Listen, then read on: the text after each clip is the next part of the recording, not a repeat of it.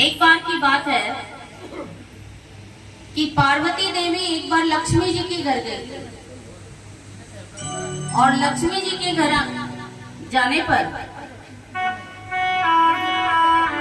लक्ष्मी जी ने कहा कि पार्वती जरा धीरे धीरे चल के आना, यहाँ हीरे मोती ज्वारात लगे हुए हैं। निकालो देना, निकालो। और तेरी आदत तो पहाड़ों पर रहने की है,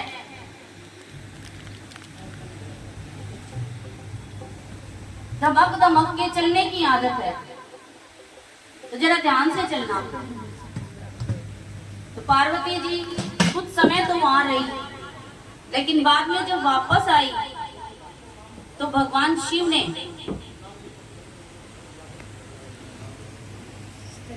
कैलाश पर्वत पर आती हैं तो भगवान शिव देखते हैं कि पार्वती जी कुछ नाराज है। क्या है? पार्वती कुछ नाराज है। तो भगवान शिव पार्वती से पूछते हैं कि पार्वती कोई आया था क्या? पार्वती कहती नहीं, कोई नहीं आया। बोले तो तुम कहीं गई थी? घर में लड़ाई कब होती है?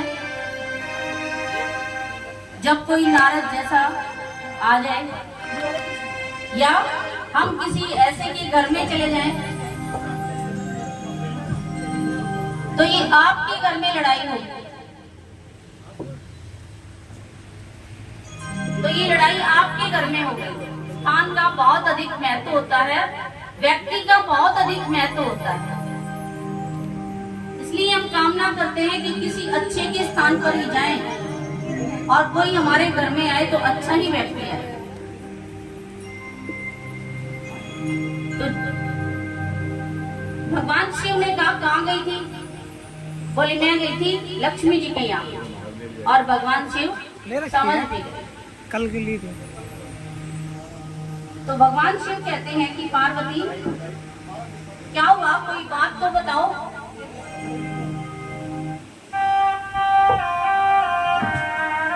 क्या बात हुई?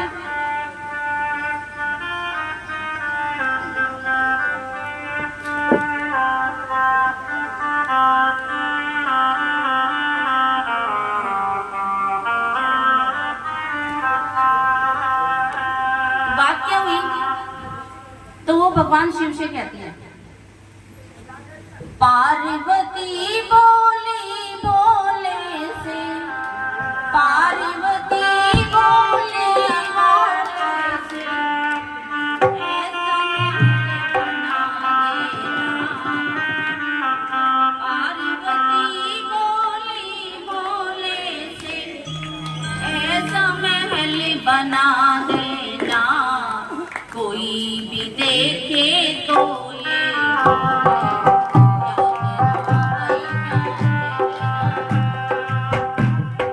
पार्वती बोली भोले से, पार्वती बोली भोले से, ऐसा महल बना देना, कोई भी देखे तो ये बोले क्या कहना भाई, क्या कहना। कोई भी देखे तो ये बोले क्या कहना भाई, क्या कहना। भगवान शिव कहते हैं कि क्या बात हो गई? हम तो यहाँ पहाड़ पर रहते हैं, मस्त रहते हैं, आज क्या तकलीफ हो गई आपको? फिर पार्वती जी कहती हैं, जिस दिन से मैं ब्याह के आई, जिस दिन से मैं ब्याह के आई, भाग हमारे टूट गए। जिस दिन से मैं, अक्सर होता है हमारी माताएं जब गुस्से में होती हैं तो हमारे भाइयों को यही कहते हैं कि तुम्हारे जैसे मिले हमें तो और क्या मिलना चाहिए था। जिस दिन से मैं ब्याह के आई, भाग हमारे टूट गए।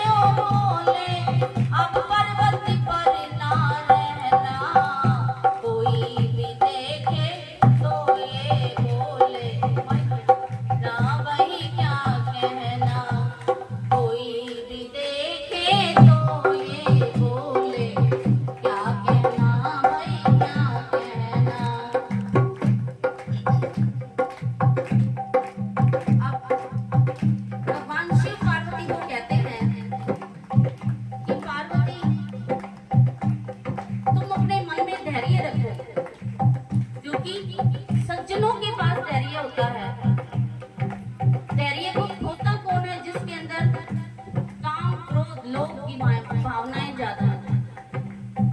तुम धैर्यवान बनो। क्या कहते हैं भगवान जी? पार्वती पार्वती से बोले बोले तेरे मन में धीर नहीं। पार्वती से बोले बोले तेरे मन में धीर नहीं। इन ऊंचे महलों में रहना ये अपनी तकदीर नहीं। इन ऊंचे महलों में रहना ये अपनी तकदीर। करूं तपस्या मैं पर्वत पर, करूं तपस्या मैं पर्वत पर। हमें महल से क्या लेना। कोई भी देखे तो ये बोले क्या कहना भाई क्या कहना। कोई भी देखे तो ये बोले क्या कहना। भोले भंडारी कहते हैं तो क्या करना है मुझे ये बताओ। सोना चांद ऐसा महल बना के दो। सोना चांदी हीरे मोती चमक रहे हो चम चम चम। जैसे मैं लक्ष्मी के घर गई थी। सोना चांदी हीरे मोती चमक रहे हो चम चम चम। दासी दासियां भरे हाजिरी मेरी सेवा में हरदम। दासी दासियां भरे हाजिरी मेरी सेवा। और पार्वती कहती है बिना इजाजत कोई न आए।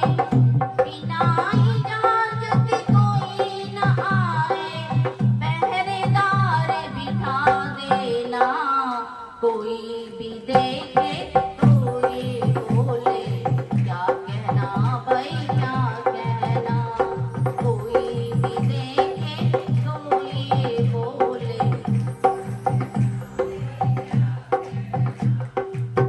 भगवान शिव कहते हैं कि ठीक है देवी, मैं अभी विश्वकर्मा को बुलाता हूँ और तुम्हारे लिए महल बनवाता हूँ। पार्वती की जिद के आगे, पार्वती की जिद के आगे भोले बाबा हार गए। कई बार हमारे भाई भी हमारी माताओं की जिद के आगे, भाई बाजार में जाना है, मॉल में जाना है, ये हार बनवाना है, ये अंगूठी बनवानी है, तो वो भी हार जाते हैं, मान जाते हैं। पार्वती की जिद के आगे भोले बाबा हार गए। सुंदर महल बनाने खातिर विश्वकर्मा तैयार हुए। सुंदर महल बनाने खातिर विश्वकर्मा तैयार हुए। पार्वती लक्ष्मी से बोली, पार्वती लक्ष्मी से बोली गृह प्रवेश में आ जाना। कोई भी देखे तो ये बोले क्या कहना भाई क्या कहना। कोई भी देखे तो ये बोले क्या कहना भाई क्या कहना। पार्वती जी ने लक्ष्मी जी को कहा कि तुम हमारे यहाँ आ जाना, क्योंकि एक दिन लक्ष्मी जी ने कहा था कि तुम मेरे यहाँ तो पहाड़ों पर रहती है, धमक धमक करके चलती है, यहाँ हीरे मोती लगे हैं। अब लक्ष्मी जी भी आई हैं और सभी आए हैं। गृह प्रवेश के लिए किसको बुलाया जाता है? पंडित को बुलाया जाता है। गृह प्रवेश कराने खातिर पंडित को बुलवाया था। गृह प्रवेश कराने खातिर पंडित को बुलवाया था। विश्वहा रावण का पिता विश्व वहाँ बड़ा था ज्ञानी, गृह प्रवेश कराया था। विश्व वहाँ बड़ा था ज्ञानी, गृह प्रवेश कराया था। उनके साथ रावण आया था छोटे बच्चे के रूप में, वो बच्चा ही था उस समय। तो भगवान शिव ने कहा कि कुछ दक्षिणा मांग लीजिए। तो रावण ने कहा पिताजी मैं मांग लूं। तो उसने कहा तू मांग ले, क्या बात होगी, दक्षिणा कितनी मांगेगा, उसको कोई अंदाजा थोड़ा ही था। तो उसने कहा ठीक है तू मांग ले। तो कहता है सुंदर महल बना सोने का, सुंदर महल बना सोने का, इसे दांत में दे देना, कोई भी देखे तो ये बोले क्या कहना भाई क्या कहना, कोई भी देखे तो ये बोले क्या कहना भाई क्या कहना। देखिए फिर भगवान शिव ने माता पार्वती से क्या कहा। अब जो महल बनवाया वो महल तो रावण ले गया। जिसकी जो तकदीर में भक्तों बस उतना ही मिलता है, जिसकी जो तकदीर में हमें रहता है कि हमें ये नहीं मिला वो नहीं मिला, जिसकी जो तकदीर में भक्तों बस उतना ही मिलता है। मालिक की मर्जी के बिना तो, मालिक की मर्जी के बिना तो पत्ता तक ना हिलता है। मालिक की मर्जी के बिना तो पत्ता तक ना हिलता है। तू तो भजन किए जा प्यारे, तू तो भजन किए जा बंदे, इस दुनिया से क्या लेना, कोई भी देखे तो ये बोले क्या कहना भाई क्या कहना, कोई भी देखे तो ये बोले क्या कहना भाई क्या। आज थोड़ी सी कथा लंबी चलेगी, ध्यान रखना, क्योंकि मैं कथा पूरी करके जाऊंगी। बोले कृष्ण कन्हैया सांवरिया सरकार की। तो एक बार जब भगवान शिव ने पार्वती को कहा था कि पार्वती अब मैं राम की सेवा में जाऊंगा, मेरे पीछे पीछे मत आना। तो पार्वती जी ने कहा था मैं आऊंगी, पीछे पीछे आऊंगी, क्योंकि मैं अब राम की सेवा में जा रहा हूं। भगवान शंकर ने तब हनुमान जी का रूप धारण किया था। और पार्वती मैया किस रूप में आई थी बताएंगे जरा आप। पार्वती मैया आई थी हनुमान जी की पूंछ के रूप में। बोली मैं अपना कुछ हिसाब किताब नक्की करके आऊंगी, मैं इसलिए आऊंगी पीछे। जब रावण के दरबार में गए, पूछ के कितना तेल कितना कपड़ा बांधा गया और कितनी लंबी बनी, सारी रावण की लंका को जला के आई, वो पूंछ जला के आई। बोलिए कृष्ण कन्हैया सांवरिया सरकार। तब राम जी ने भी कहा था कि किसने कहा था हनुमान जी लंका में आग लगाने के लिए, मैंने तो नहीं कहा। केवल किस लिए जाना था, सीता का पता लगाने के लिए। तब हनुमान जी ने कहा था देखिए भगवान मैंने आग नहीं लगाई, तेल कपड़ा सब कुछ रावण का था।